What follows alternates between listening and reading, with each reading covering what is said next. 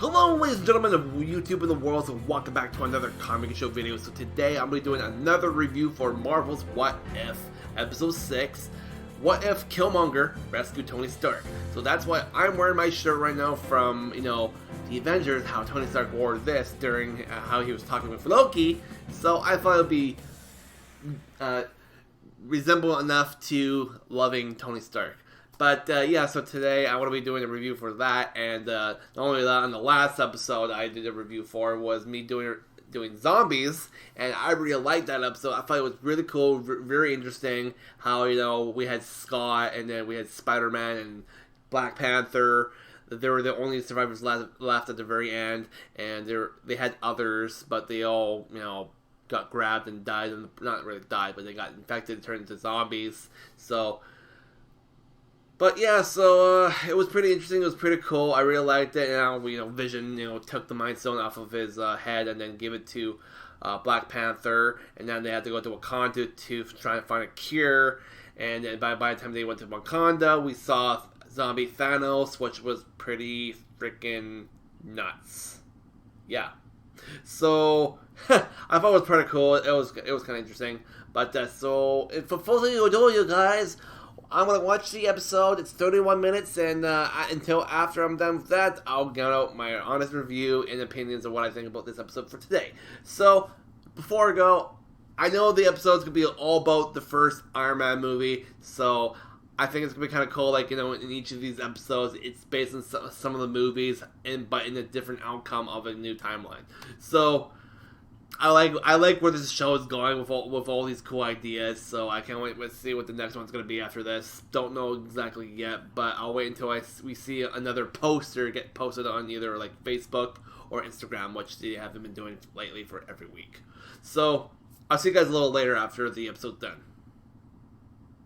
Before I get started with episode 6, ladies and gents, I want to say, I forgot to say this at the beginning of the video, but so if you guys are returning subscribers and you guys are just new, you guys are just hopping in to say hi, or what I'm going to say about the episode. So basically, I normally just do, trailer reactions, movie reviews. Sometimes I would do game reviews when I feel like it. I don't hardly do them as much anymore, but I'm starting to get out there and play more games. And then sometimes I would do Netflix reviews for movies and shows for Disney Plus and stuff like that too. And eventually I would be going to see more movies at the movie theater, and you guys are going to be seeing more movie reviews out there. And the next one's going to be Venom 2: Let There Be Carnage in the next 2 weeks from now on October 1st. So yeah, so that's basically what I normally do on the Comic Show. And stay tuned for more theory videos, because there will be a theory kind of eventually with Wes and I talk about a theory for Spider-Man No Way Home. So let's get started with our review for the episode 6. So it was called, like I said, Killmonger Rescued Tony Stark. So at the beginning of the episode, we noticed that Killmonger went to Afghanistan, and he actually walked over and grabbed the Jericho missile and threw it away before it blew up in front of Tony Stark without getting those shards in his chest. And then he went to that cave with that man, and then he had to make a little mini arc reactor to keep his heart going from him before he actually died. So because before he was using a car battery to keep him going, and then instead he made the arc reactor in a cave. Tony Stark made an arc reactor in a cave. Yeah, I wanted to say that. But yeah, so it went to the whole new direction. So Killmonger saved Tony Stark, and then he threw away the Jericho missile. So it never happened to Tony, that he never had the initiative to make the arc reactor, and then he became the first Iron Man in the first place with that new prototype 1 Mark 1 that he did inside the cave. But instead he didn't do that, but instead he did make a suit, but it was not really a suit, it was actually a drone. So later in the episode, Tony, on the other hand, made partners with Killmonger, aka Eric.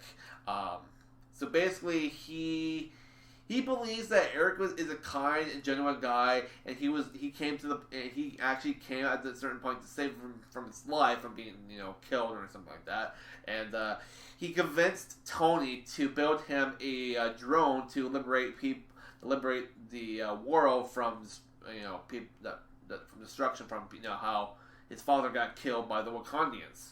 So he had the idea, like he had it from the Black Panther War. He wanted to make war between Wakanda and the U.S. So he was able to do that by having Tony Stark, with his money of his company, Stark Industries, by making these things called the Liberators. So they're drones, really big, but it's funny when he gave the idea to Tony. He's like, "Okay, what kind of let's do this idea of yours that you wanted to do make drones with." It's like, "Okay, what do you want to call it?" And he says, "The Liberator." It's like, "Well, you're pretty fast on this, on the name branding." It's like, "Yeah," it's like, "Yeah," and he looks at the model. It's like, "Huh, this looks pretty far fetched." It's like, I know.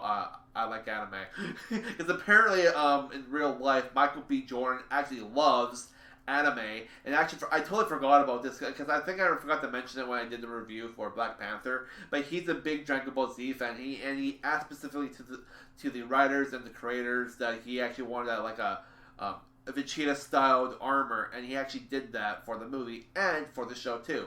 So I thought it was kind of because I did remember at the point when I was doing the review, I think I went to do it with Wes, and I was like, wait, his outfit kind of looks like Vegeta.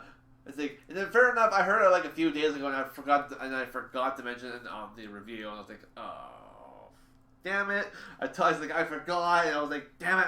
I was gonna mention that in the video, but it's like, oh well, doesn't matter. But I'll mention it now.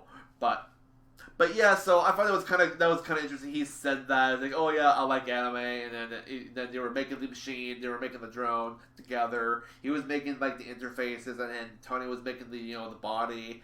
And then after they did a little test thing, and then they were testing like how it moves, how it fights, how it shoots, and but yeah, it was basically kind of like through the first Iron Man, and then to kind of like Black Panther.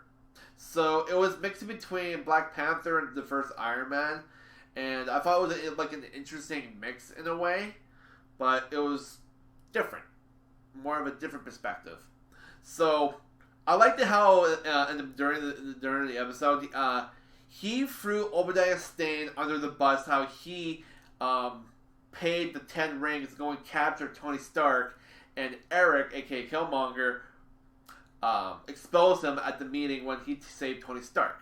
And so they throw him to jail, and then after, when he asked Tony, and then Tony gave him a promotion of being head of security, and then he grows up more, and then he decided to ask him to build that drone, the Liberator, and then later on, and then then Killmonger went to go on a mission to go get some more vibranium because Tony wanted to find a better power source to power these drones.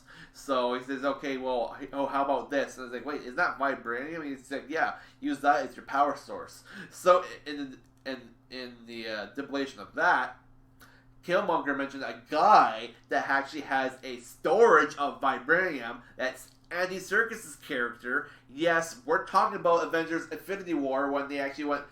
No, sorry, not Infinity War.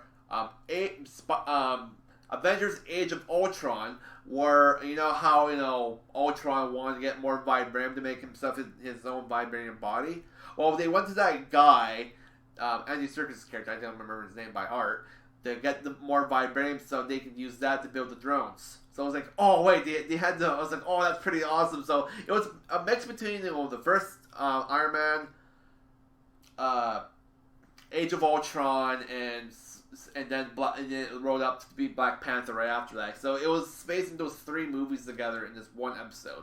So I thought it was pretty interesting how they threw him in there with Andy Serkis. I think it was Andy Serkis too. So because I was trying to pay attention to his voice, I was like, yeah, that does sound like Andy Serkis. I'm pretty sure.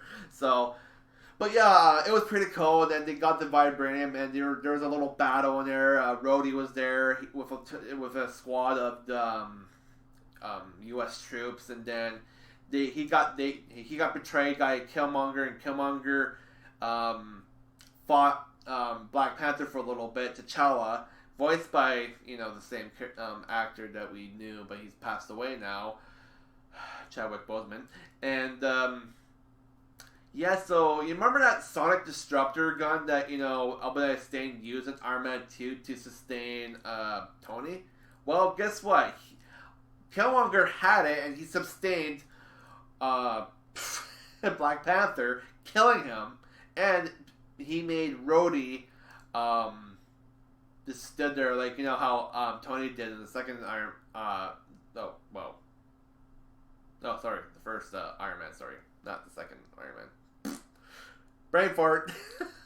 So yeah, basically in the first Iron Man, Albert Einstein used that little Sonic Disruptor to keep Tony in place. So he did use that to put Rhodey in place, and then he grabbed Black Panther's claw, and he stabbed him right in the freaking chest and killing Rhodey. So when he got back to Tony Stark, he told him that, yeah, and then I think it was like the next day later, he went to go say sorry about Tony Stark about how the Wakandans killed his buddy Rhodey, but Tony on the other hand had Jarvis always watching, and they said, yeah, I know you were the one that killed Rhodey. Jarvis was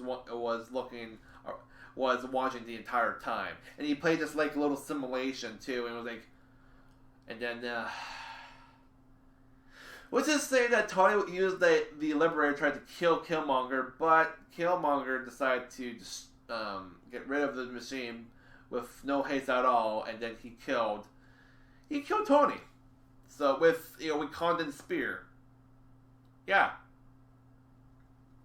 and he blamed the Wakandians killing Tony Stark. So and then actually for the episode, and then at the very end, he went to Wakanda. And he killed Andy Serkis' character. He brought him and told him that he was the one that was having all the vibranium, and then he was able to convince his uncle, that was T'Challa's father, to group up and kill all the Liberators that he had give all that vibranium to Stark Industries, and building more of those Liberators, and then they had a massive battle, and then Killmonger had joined in with his auntie to liberate all the Liberators. Yeah, and yeah, it was kind of cool, and then he became the next Black Panther after he was able to succeed with the battle, and then he was able to get his uncle to trust him enough to give him that purple fluid to turn into the Black Panther, and then at the very end we see Shuri talking to Pepper Potts saying, "I'm here to help you put some better eyes out there," and then she shows Pepper this little pad saying that she realizes she knew that Killmonger actually killed Tony. So, yeah, it was a great episode. I really loved it. It was just amazing. I thought it was pretty well done. Keep up with the great work, Marvel. I can't wait for the next episode. But I know I was kind of spoiling most of the episodes. So if you guys have not seen it, please do not watch this. But yeah, if you guys have seen it, so let me guys know down in the comments what your favorite part was in this episode. My favorite part is gotta be, I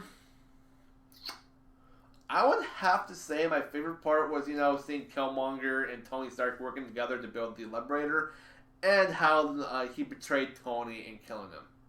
I thought those were kind of cool. So, I don't think there's really anything else that I want to mention about it. But overall, it was good. I liked it. It was great. So I'm just going to give it I'll give the episode I'll give it a 4 out of 5. So that's my rating for the episode. And stay tuned for more for next week's review for episode 7. And if you guys want to see more of these, I'll be doing it every week until the show's over. And then I'll be doing another review for another show to be coming out close to near the end of this month. Star Wars Visions is coming out September 22nd, so stay tuned for that, ladies and gents. I can't wait to start watching it. It's going to be an awesome show. I just know it. So thank you guys for watching. You guys know the drill. Subscribe and rate, and hit the notification bell so you guys get notified when I do post. So I'll probably be making another video possibly tomorrow, and so stay tuned for that. It's good. You guys are going to say, like, oh, what video are you going to be doing tomorrow? Well, I'm going to be doing a channel reaction on Hawkeye. So stay tuned for that. So wherever you guys are in the world, good morning, good night, good afternoon, and I'll catch you guys next time on the Minger Show.